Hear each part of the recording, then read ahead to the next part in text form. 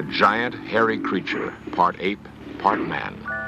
Indians call him Sasquatch. They believe he is as gentle as he is powerful and mysterious.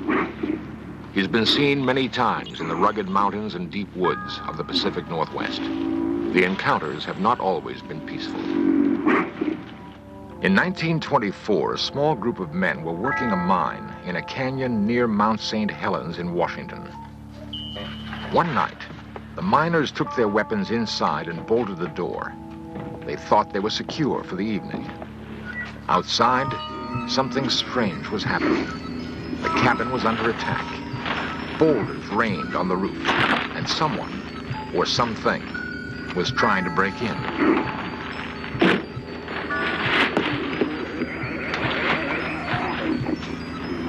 The miners later described their attackers as large, hairy apes.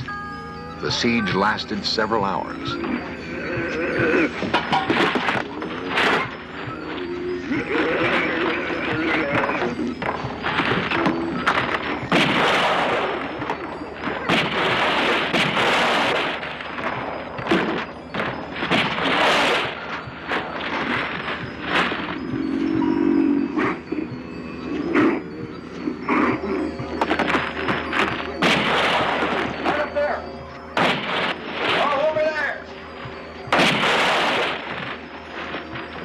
Escaped injury that night. The area now known as Ape Canyon is one of the many places in the Northwest where man continues his hunt for this elusive creature we call Bigfoot.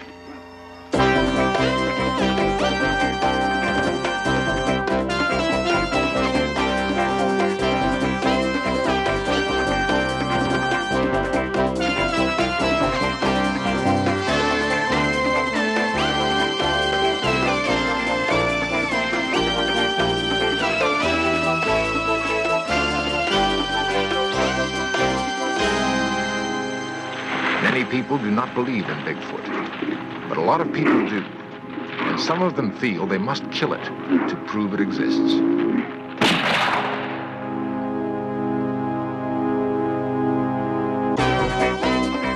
This series presents information based in part on theory and conjecture. The producer's purpose is to suggest some possible explanations, but not necessarily the only ones, to the mysteries we will examine. To the Indians living along the Columbia River in Oregon and Washington, or those in Canada, there is no need for proof of Bigfoot.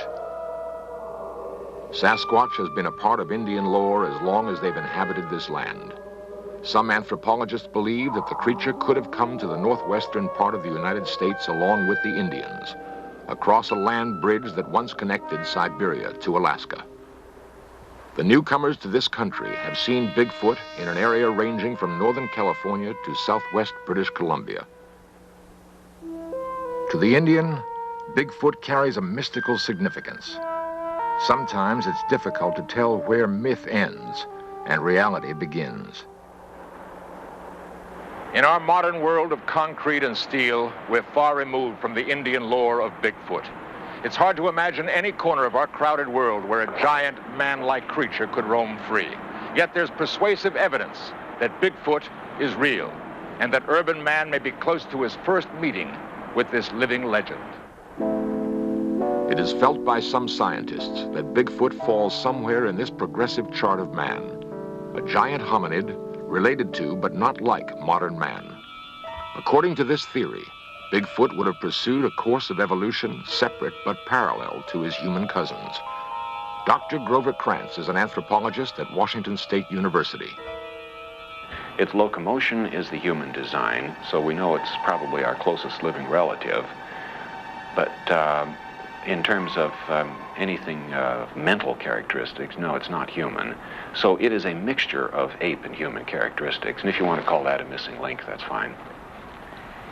Now, this is a cast of a jawbone of something that I think is actually the Sasquatch. This is a jaw that's anatomically in between human and ape in its teeth, but it's much larger than any living ape, much larger than a gorilla, for instance. These are known from fossils about 1 million years old in China, and it has been named Gigantopithecus. And it has approximately the characteristics that our Sasquatch has. So I'm inclined to think that this species just simply is continuing today. The most convincing visual evidence of Bigfoot is a film taken by Roger Patterson in Northern California. Dr. Krantz believes it to be authentic. I've examined the film many times, watching it forward, backwards, stop framed, measured, and everything. And all of the anatomy of the creature is perfectly consistent. It just simply does not fit with a man wearing a suit. In fact, a suit of that size, we can establish exactly how big it is. There's no way a man could fit into it. The shoulders and chest are simply too wide. The feet are properly designed for carrying that kind of body weight, and that doesn't make any sense unless you've got a body of that size.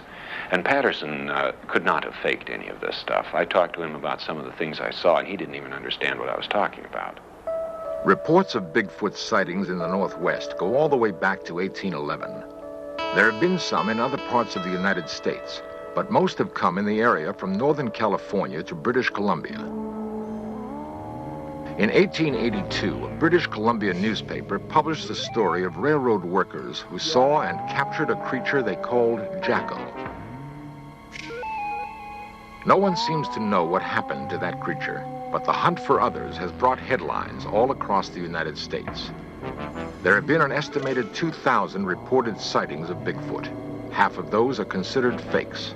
The other half are very real, especially to those who live in this rugged country and who've seen with their very own eyes, seen something strange and sometimes frightening.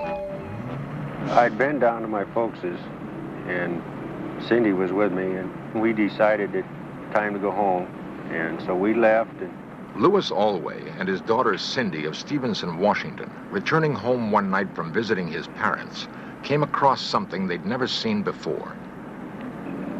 It was about 10:30, 11 o'clock at night, and Syndee was sleeping on the floor, on the seat.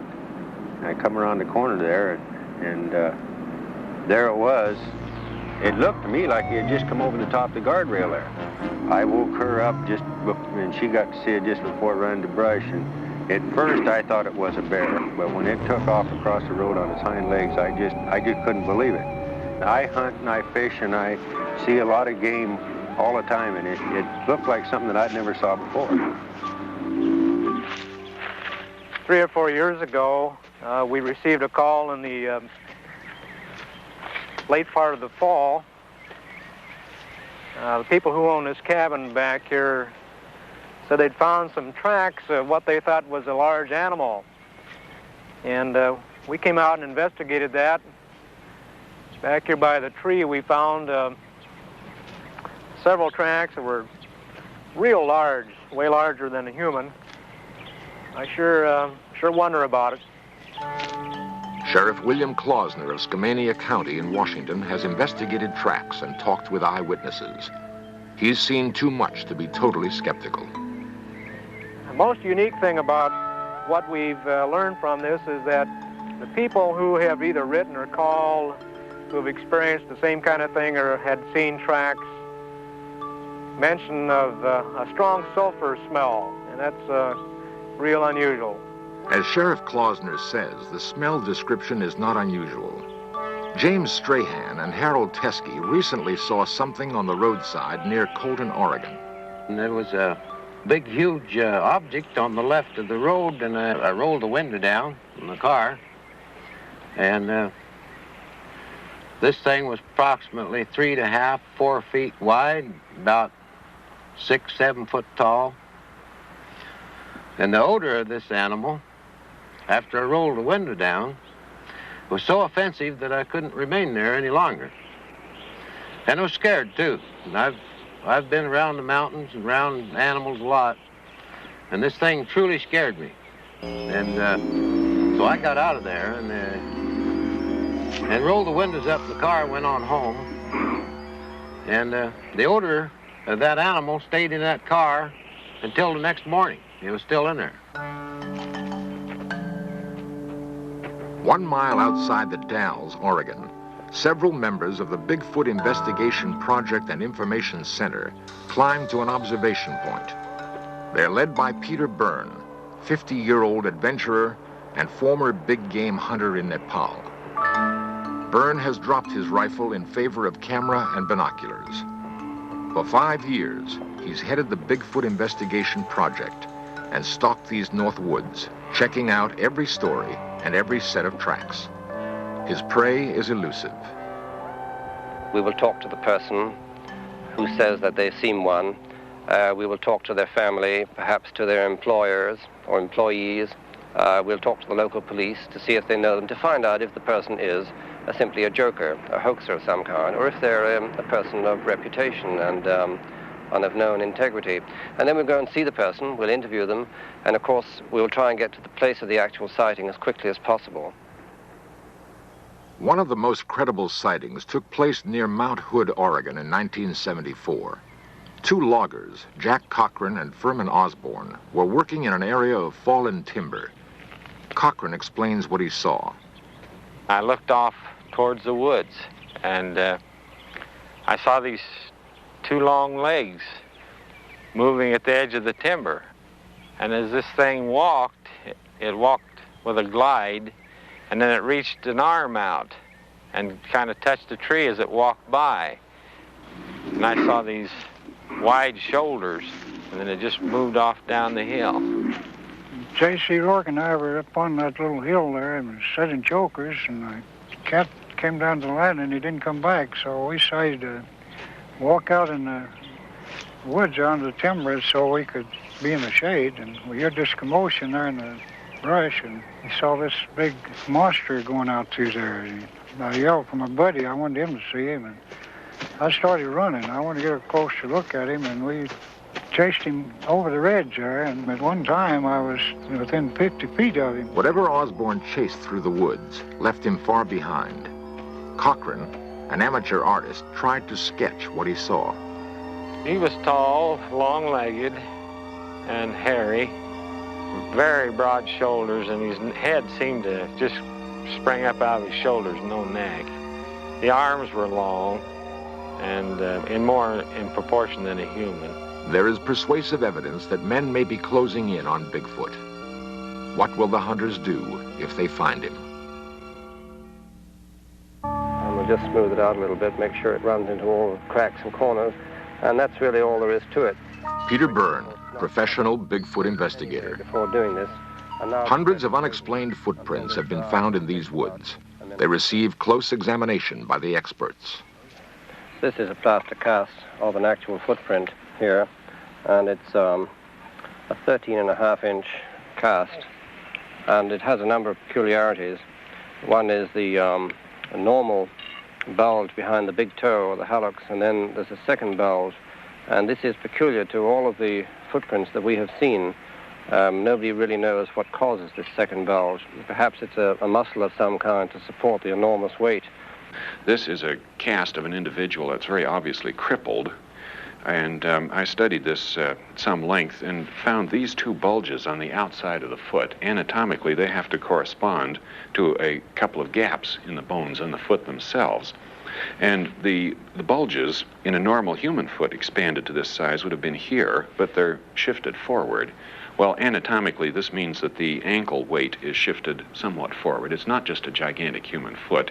It's the leverage has been redesigned. And this happens to be redesigned just exactly the way it would have to be for a 800-pound animal. So if the idea of that this was faked by somebody isn't quite so simple. If it was faked, it was done by a human anatomist who was a real genius, and he had to have laid out thousands of these fakes all over the place, and that just simply becomes impossible. Among the fakery that we have seen is a piece of film made in 1970 by a man in northern Washington. At first, it looked very good. It was a man in a fur suit, of course. The particular man tried to sell it to us for $25,000. And he told us that the creature in this movie was 8 foot 6 inches in height. But when we found the area, we were able to do our own measurements, and we saw that the creature in the fur suit, or the man in the fur suit, was a little under 6 feet in height. This is, I think, is a good example of the kind of fakery that we have encountered through the years. Throughout the Northwest, there are hundreds of men hunting for Bigfoot.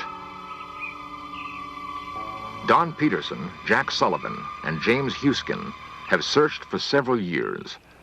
They believe the hunt will end with a bullet. Well, I think eventually somebody's going to bring one in. It's the only way. Pictures aren't going to be enough because there's been film taken of one of these creatures anyway, and it's in dispute.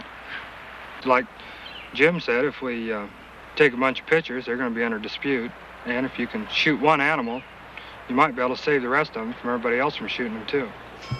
And that sets up a conflict among Bigfoot hunters. Does it have to be killed to prove it exists? Through the centuries, the mighty Columbia River separating Washington and Oregon has cut a deep gorge on its way to the Pacific Ocean. It is a big, rugged, beautiful land where man holds a deep respect for nature. In Stevenson, Washington, they passed an ordinance setting a $10,000 fine or 5 years in jail for killing a Bigfoot. The people living in this country have a special relationship to the woods. They depend on the land for their survival. They may not totally believe in Bigfoot, but they believe in the possibility. And they don't want it killed, at least not in their county. District Attorney Robert Leake. We didn't feel that if there was such an animal, that the animal had ever harmed anybody or that it had done anything to deserve to be shot or captured. We need a piece of the body. Nothing else will be accepted. I think that there are many other ways of proving the existence of something other than killing that particular thing that you're trying to prove exists.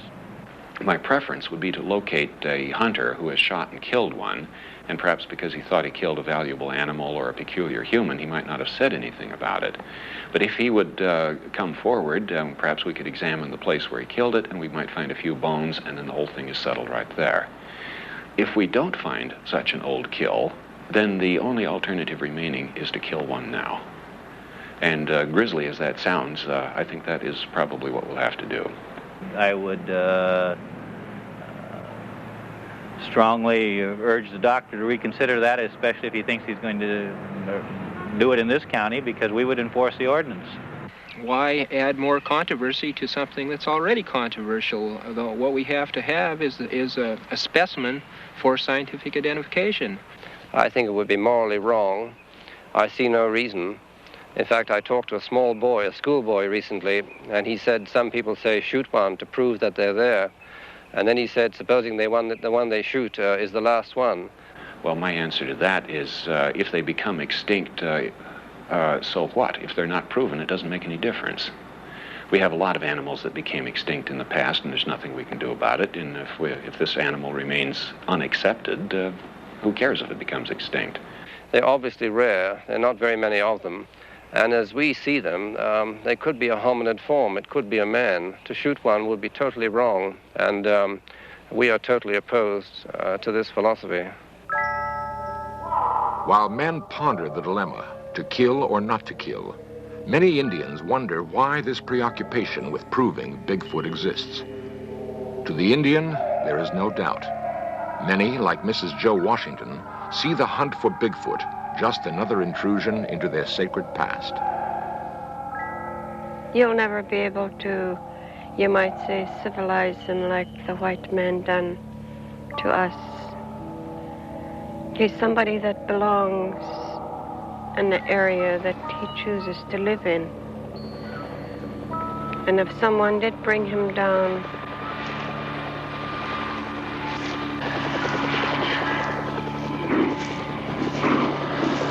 he'd never adapt to your way or even mine, because his way of life is entirely different from ours, mine and yours. And I always felt so bad when I hear of Sasquatch hunters that say they're going to photograph this man, or most of them refer to him as an animal. And from the stories and things that I was taught by my people, that he is not an animal, he's not a savage, he's a gentle being that just goes about his own way, collecting his own food, clothing, and lives where he chooses.